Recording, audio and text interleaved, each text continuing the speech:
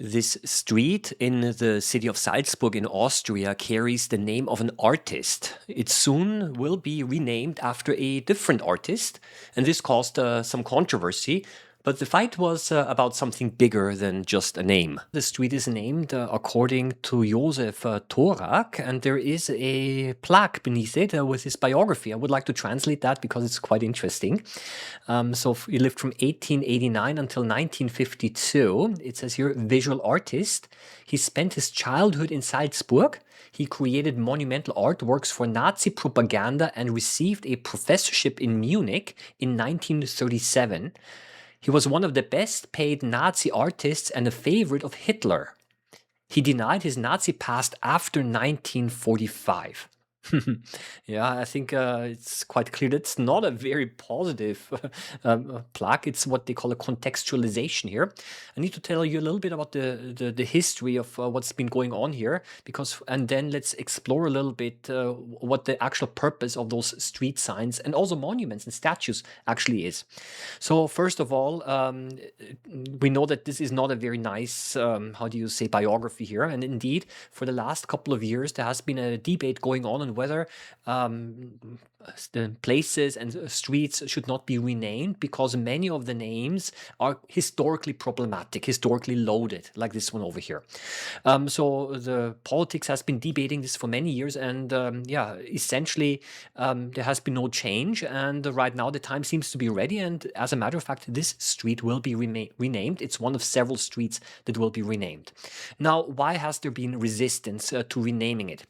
Well, for many years, it was always argued that those street signs and also statues and monuments that commemorate personalities, even problematic historical personalities, you do not want to remove them from the public sphere because you do not want to deny your own history. So if you were to remove those street signs and monuments, and you're kind of denying your negative history, even kind of sweeping it under the rug, pretend as if nothing bad happened. We don't want that. We want to keep those things in public vision, so that essentially for public educational purposes, in other words, right?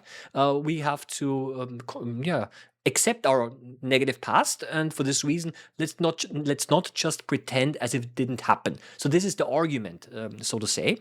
Of course, some political groups and some people might put that argument forward, but actually they might have ideological reasons behind it, or political reasons. Let's ignore for that for right now. I think that might be a minority, or at least I hope so.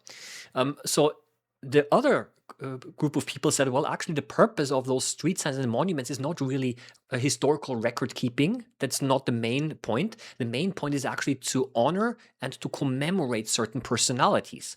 And that's actually the side that I am on. What's the point of having a street named according to you so that you're not historically forgotten? Is that the reason? Or is the main reason not, okay, this person should represent a role model. This person represents our values. We look up to that person, and that's why we want to honor this person and commemorate. And so that's actually the other argument. And essentially, this tension. What's the whole point of those street signs and monuments? Is it for historical record keeping, or is it actually a commemoration and honoring? This debate has been going on a little bit for some time. Now, the interesting thing is that even the local population initially was opposed to renaming those streets, and I think the reason, that's my personal interpretation, it does not necessarily have to be ideological, right? I think it can be quite emotional as well. I mean, you've been living in a street for, I don't know, let's say 50 years, and then all of a sudden an outsider comes and says, okay, and we're going to now rename your road because the person is not a good role model, is a bad model. And then you're going to say, okay, man, who are you to tell me that all of a sudden my address is going to change? Yeah, nobody wants that, right? So as a matter of fact, this could have been one concern. However, the concern that was often brought forward is, well, any change in address actually causes very concrete disadvantages, postal delivery problems, and so on. Yeah. However, that's a nice thing. The city of Salzburg actually promised to cover all of that, all of the financial problems and all of these issues that might arise out of that. The local government is going to cover. I think that's a very nice thing to do.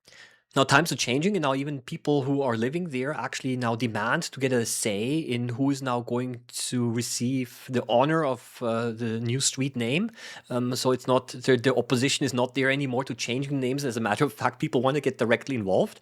And the question is why is that? Well, because now people actually know who Josef Torak actually is, right? Because of this whole historical debate that was going on. So I consider it kind of, I wouldn't say funny, but rather fascinating that when we have the debate, should it be history or commemoration? Okay, then we say, okay, it's commemoration really. And now actually we're back to history again. Because of this whole debate, people are now aware of the biography of these people, right?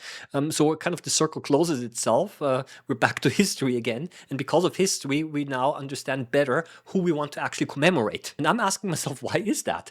And I think just by reading this biography, it's kind of clear. Do you want to live in a road who's named according to a person who was an opportunist, basically who was favored by Hitler?